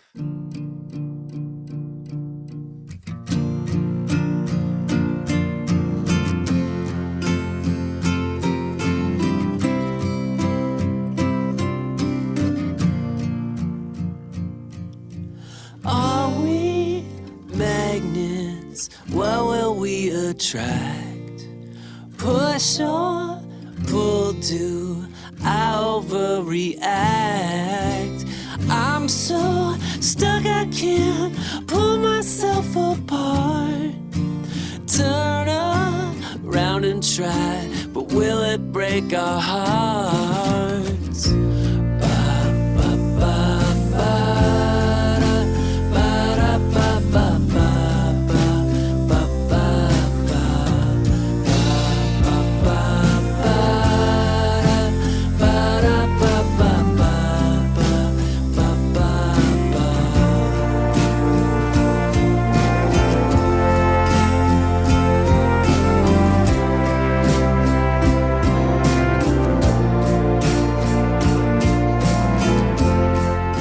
Don't Give Up is also like a song like where I thought Yeah. this is such a poppy song, and then I was afraid I couldn't ever record it the right way. And my friend Joel Clift, who plays piano, went to APU with him. He played, in fact, we based a lot of the orchestration around his cool piano part that he came up with. That in turn was inspired by the song by a singer named Feist, who has a song called 1, 2, 3, 4. Such a great song. 1, 2, 3, 4. This is what we're looking for. It's just such a good song, and it has this coolest arrangement, and it's so happy. But the lyric has got a little edge to it. But this song was also inspired by Sesame Street. The theme song to Sesame Street. I heard you say that like, in one of your little videos. And this song has this little, like it has like that sort of pulse to it. And again, like I would have been afraid to put this on a record earlier because it wasn't maybe artistic enough, or it wasn't like, I don't know, it wasn't Not cool. melancholy enough, right? Yeah. I wanted to have all those things because I'm feeling all those things. I'm feeling melancholy. I'm feeling hopeful. I'm feeling love. I'm feeling sadness. I'm feeling depressed. I'm feeling all of that in the span of a pretty short period of time. And most humans do, I was coworkers today, man, who shared stuff that was like so hard. And I'm like, oh man, you just don't know. You don't know. Yeah. People really just don't know. It's like one person could look at that person and go, why are they so, their face, I just don't like their face at all. And it's like, they're just holding their life together, and their face is like twisted because they're like, things are falling apart, And it's an outward manifestation of what's going on inside of them. Yeah. Don't Give Up is like, man, it hits me. Like I was actually singing for my dad. My mom and dad have asked me to bring my guitar over and like just play or sing or something. And his energy level is just decreasing. He's been in bed since January, so he's got hardly any physical exercise. He's drinking Ensures. The Ensures, 200 to 300 calories a day is all he's getting. So he's been doing that for months, and you just can't live. You can't for too long like that. Now he's not putting out a lot of energy either, because he's just laying there and maybe talking with people when they come in, but like he's getting more and more tired. So I started singing this song, and I just lost it, because the song's Don't Give Up. And I'm like, oh Dad, you might need to give up. I don't know, but I love the song too, because I like it because it's not, one of the reasons I like it is because it's not just all pie in the sky, don't give up. It talks about you're going to face hard stuff. And I know there's a line, I don't have it in front of me, but there's a line about the wind, I think, in there. Yeah. There's a little bridge. Clouds will come, wind and rain, sorrow and pain. Yeah, that's for sure. And the part about you may find strength in unexpected places. Please don't let go. And a lot of times that's what it is, like getting through hard times is somehow holding on to that hope and looking for that, or having your eyes open for those things, those places to find strength. When I actually got to recording it, to me it really felt like a song to someone who's feeling suicidal, who's feeling like they had nothing left, and like telling them to hold on. Like there's some U2 had like a really great song that they wrote for Michael Hutchins of In Excess, like about when he killed himself on Everything You Can't Leave Behind. That's probably the last U2 record that I really loved. It's not because I don't like their stuff, but I just like, I don't know, just the other stuff I didn't really connect with it a whole lot. The one with Uno, dos, tres, catorce. There's some songs on there I like. How to dismantle an atomic bomb. How to dismantle an atomic bomb. I like No Line on the Horizon. A lot of people hated that one, but I don't hate any of their records, but there's just somewhere I just don't know. It might have just been the point of my life too with the young kids where I just didn't even have that energy to like get Sure. into an album. Sure. Um, But you're but, like- talking about you got stuck in a moment that you can't get out of is the song you're talking yes, yes. Oh, Yeah. such a good song. There's such good song, man. about. Yeah. Doggone it, you two. They've written so many good songs. So many good songs. So this song was me, and now it's really me talking to me about hope, like finding hope. Don't give up. You know, this is a hard time and there's a bunch of hard things going on, but like, you know, it's your life is not over and you've got other things to live for. And I haven't been suicidal, but I've definitely been depressed. And I've definitely felt like hope was pretty far away, you know? Yeah, I don't know if this is the song or if it's a different. I think it was that one. I don't know if where it talks about it being cloudy or something like within you, maybe. Yeah, kind well, of. that Is one in this song or a different? That's a different. Song. I think Some Hopes, the last That might be song. Some Hopes. That's Some Hopes. Yeah, Yeah, you're right. when I'm feeling Yeah. little and overwhelmed and everything threatens to pull me underground, I can see a sliver of something new. I can see I'm not alone. And it's true that there's a hope that I find peeking through like the Oh my sun God. when the clouds open up. Yeah. Some hopes you should hang your hat on. Yeah, that song. And I love breaks the part me. about seeing colors through the cracks. The one I used to Yes. see, the ones I'm taking back. I can relate to that so much. If you've Yeah. ever been in a place of depression where you're in that place where you're like, I'm not sure if I'm ever gonna be okay again, or Yeah. see the colors again. Yeah. I've struggled with anxiety and depression stuff my whole life, but it wasn't until the last probably couple years where I had sometimes where I hit that point where I'm like, it doesn't feel like anything's going to be good again ever. Like, Yeah. and there's really nothing. There was nothing horrible happening in my life, like really bad. But Our brains yeah, but trying to kill us. yeah, right. I understand. The thing about Circumstance, seeing the life, colors, the world. yeah, it was, Yeah, that line, line. that I think my friend Ethan helped me write that line. I think we were like on that last verse. I love that line so much. That line, every time I sing it, man, the ones I used to see, the ones it's victorious, like, man, I remember those colors and I'm taking it back. I'm not allowing this darkness that's like over me, self-imposed, perhaps. Maybe me sometimes.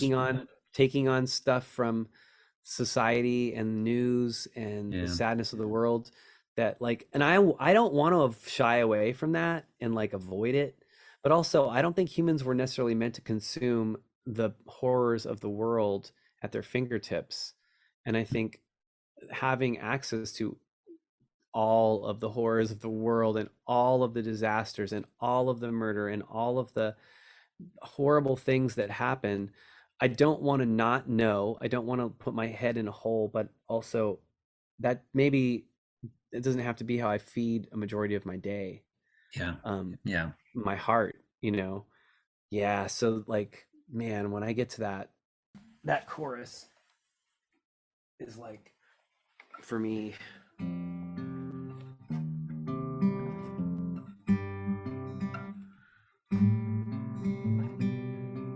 let's see.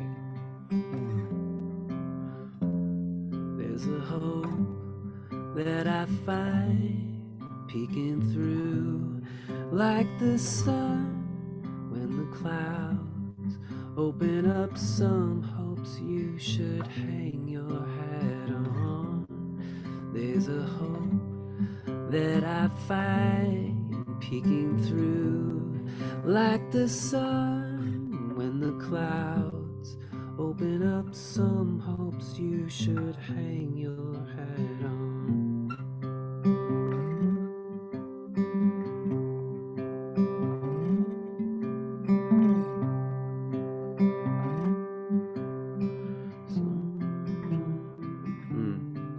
Wow. I haven't played that one in a while, but that for me, ending on that was like, because it's melancholy, but it is hopeful, Yeah. and it's got that ascending, it's walking up. It's like it's cool. It's such a cool thing. My friend I was playing that, and then he came up with the bass line he puts on there. He produced a lot of the backing track on that one, and it just is so good. And I was listening to it, like, Yeah, it feels like you're rising up. Yeah, out of that. It's like rising feeling. up. Yeah.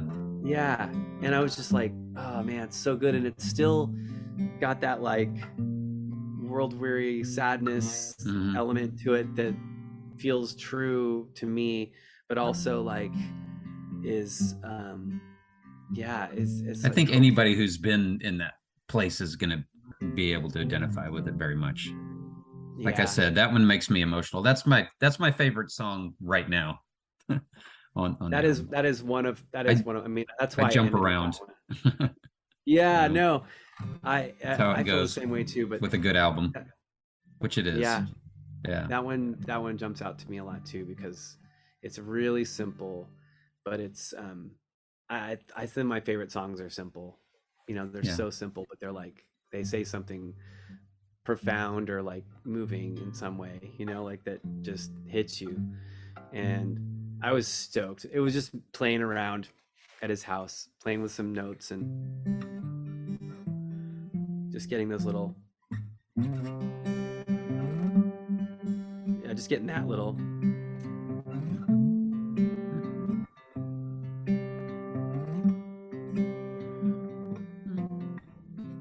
Yeah, and that just led to that song.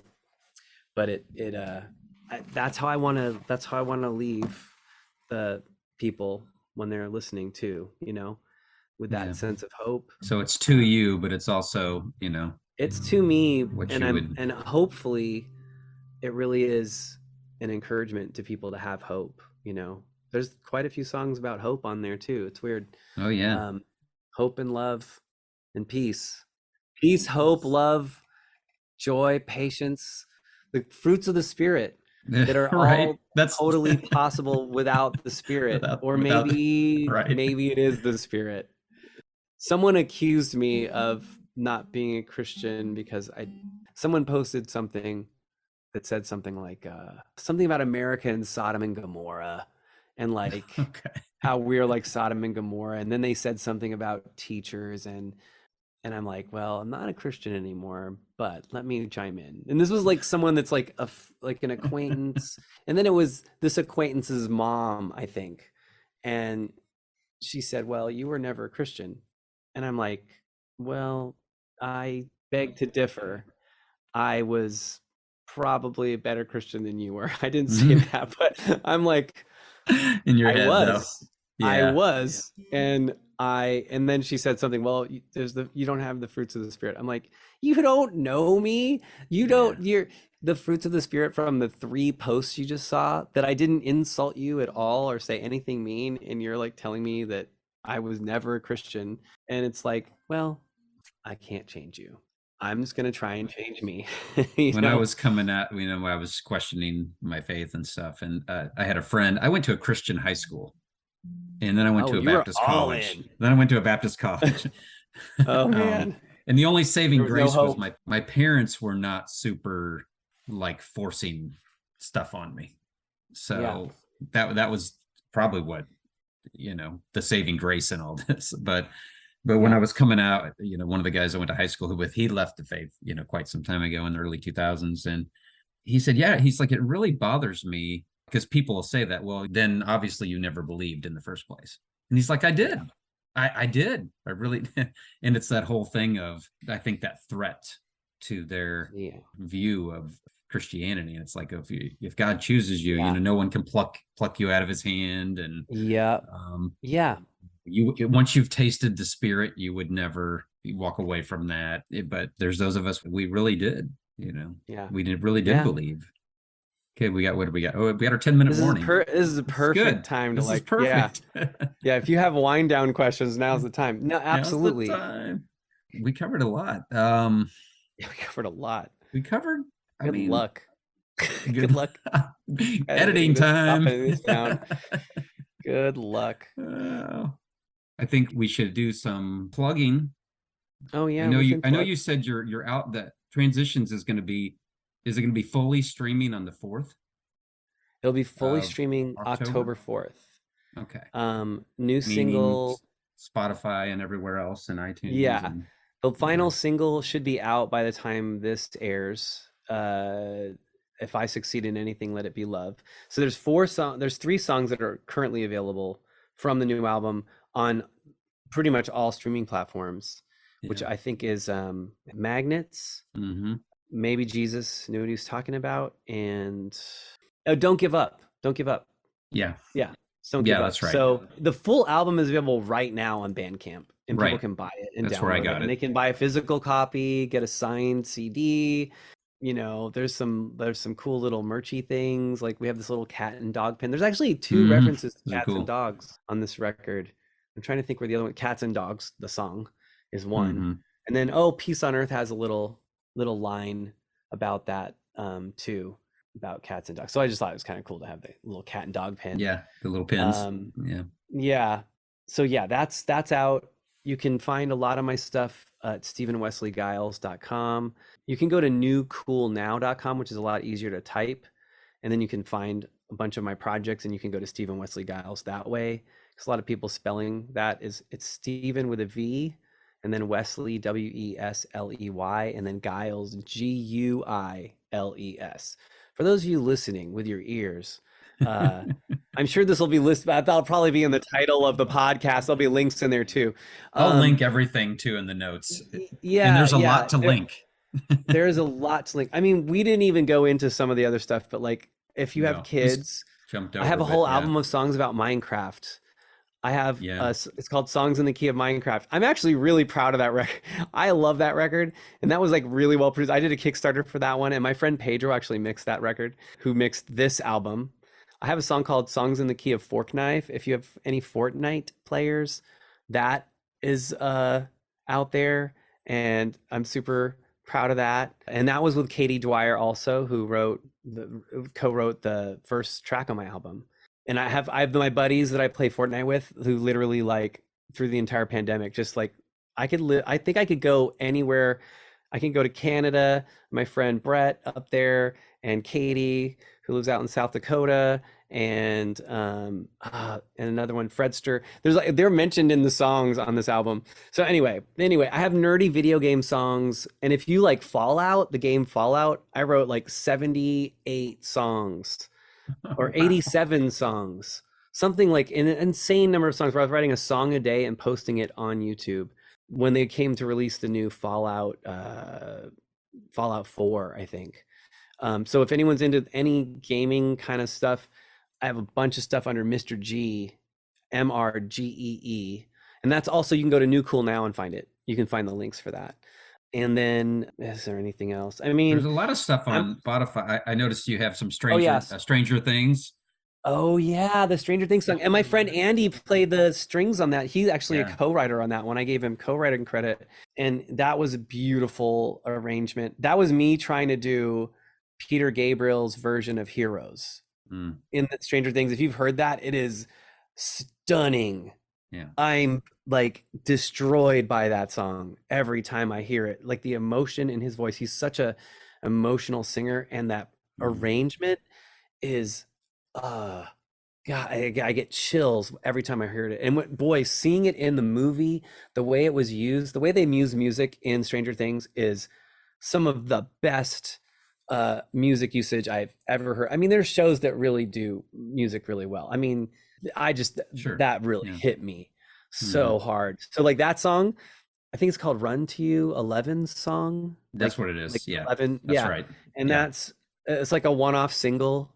I have a couple like rock songs that I'm really proud of. I have one called Time Ain't on Your Side, and then another one called Vicious Kisses, that were both Vicious Kisses was kind of written as a film and television thing, and I love that song. I think it's such a great song. It's like a real like shoegazer. It was based on this band called the Magic Wands, and they just had a really cool song that I was kind of emulating. And I was just drawing on my like Prayer Chain and like, Starflyer and Verve and like some of those like cool the shoegazy, awesome shoegaze stuff. dreamy. Yeah, like Yeah, I feel like I have a very surface love of a bunch of different genres of music. Like I feel real bad if I mention them because I don't know the deep dive of all their stuff, but I do just love lots of different music. But anyway, yeah. So I'm on all the social media things. I have a TikTok, but you can find all those on my main website. I have Instagram, I'm on Facebook, I'm on Twitter. I think Twitter and Instagram are kind of my like it's music and politic-y outlets. And then like TikTok is mostly music. I think when I went to follow you on Twitter, your profile with your name said, I think your Mr. G said that you're active on that one more. Yeah, I have like a Steven Wesley Guiles one that I really don't use. Yeah. I don't know why. I probably should have, branding wise, I should, but I've just been like, I use that one and I just don't care. If people really like my stuff, they're gonna find it. Yeah. The fact that I didn't have my username the same everywhere. At this point, I don't care. I think I'm putting myself out there. It's pretty easy if you're really looking for me, you can find my stuff. That's probably the best way. If people are on Spotify or Apple and there's ability to follow or like my, project, that always helps. If they make their own playlist, it's great to have my songs added to playlists. Those things help artists. There's arguments that Spotify is like worse for artists, and I'm just like, it just is. I love Spotify. I also like supporting bands. Yeah, the other thing I would mention, on Bandcamp and maybe at your site too. But on Bandcamp you can go and buy everything. Like a lot of artists are doing that. And you have one. I think it's you can do like a buy their whole. I think it's $59 or $60 for yours or something. And I was there is a deal. A ton of stuff. $59.52. Yes. And that gets you. I don't know how that number was decided. There's a lot. It's a weird number. $59.52. It is a really weird number. I didn't choose that number. I think it's based off of some. But it'd be well worth it. There's a ton there. I'm really proud of really. We're winding down. We're less than a minute. So oh gosh, yeah. We don't want to be cut off with. Yeah. Well, thanks a lot. For you're welcome. Being willing to chat with me and being so open and sharing and. Yeah. Who knows? Maybe we'll do it again. Some point. I would love to do it again. Yeah. I feel like I've made a new friend. So. Absolutely. Thanks a lot, and best of wishes. And I'll share the word. I can't wait to share a bunch of the stuff with people. And I was telling my girlfriend, because she hasn't really heard a lot. I was like, I'm digging in, and I can't wait to share this stuff with you. You're gonna have to hear some of his stuff. Thank you. Wow, what a great conversation. I enjoyed it so much, listening to Steven talk about his deconstruction journey and reflecting upon my own. We asked a lot of the same questions. We had a lot of the same things bother us to a point that we finally were pushed to confront the things that we both struggled with for a long, long time. And we both experienced the peace at the end of that, peace with ourselves and peace with other people. It doesn't mean that we don't still struggle with that. And it doesn't mean that we're always perfect in that. We're not always perfect in sharing love. We're not always perfect in showing mercy. But finally understanding that we don't and can't know everything helps us extend mercy and love to others. And I think it gets us a little closer to being peaceful with our world and experiencing peace. I want to once again encourage you to check out everything that Steven has done over the years. As we talked about in episode 1, he started out in the band Push Start Wagon. They released a couple of excellent albums, very different albums, but both excellent in their own right. And if you listen closely, you can hear the questioning. You can hear the pushing up against the legalistic Christian thinking that is so overwhelming to those of us who were raised in that culture. Steven went on to play in a number of different bands and put out a tremendous amount of solo material that we've already talked about a lot. I'm going to link all of that in the show notes, so please go check it out. Please go support him. He's an honest, open, and beautiful soul, and his music is a reflection of his open and honest spirit. You can find him at stevenwesleyguiles.com. But as Steven said, going to newcoolnow.com will probably be the easiest place to lead you to all of the manifestations of his work. He's on Facebook, he's on Instagram, he's on Twitter, TikTok, and Twitch, and I will put the links to all of his social media in the show notes as well. I want to thank everyone for listening, and especially those of you who have been here before and come back in for more. I'm still working to make the most enjoyable listening experience that I can and bring you transparency and openness. Sometimes I feel like I succeed, and sometimes I feel like I just don't quite make it. That's why a lot of times it takes me so long to get these out, because I'm tweaking and adjusting and trying to make it something that I would want to listen to.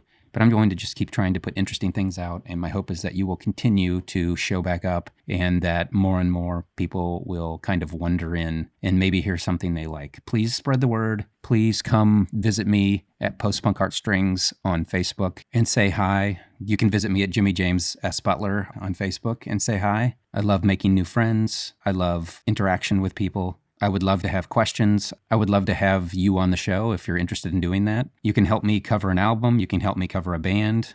I love talking to other people about music, and sometimes when I'm doing the show by myself, it feels like I'm just talking to myself, and I don't like my voice to be the only voice that's heard. So again, please reach out, and I thank you so much. And that's going to wrap it up for this episode. Peace and love to you, my fellow Earth babies. Take care.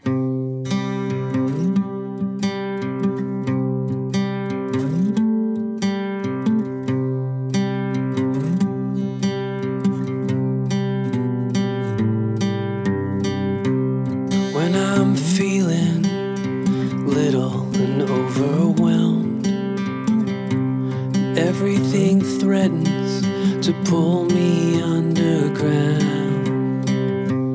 I can see a sliver of something new. I can see I'm not alone, and it's true that there's a hope that I'll find peeking through like the sun when the clouds open up. Some hopes you should hang your hat on. There's a hope that I'll find peeking through like the sun when the clouds open up. Some hopes you should hang your hat on.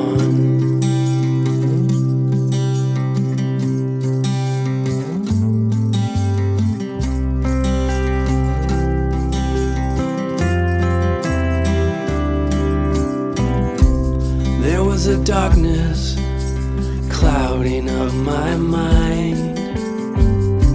I used to live there, right behind my eyes.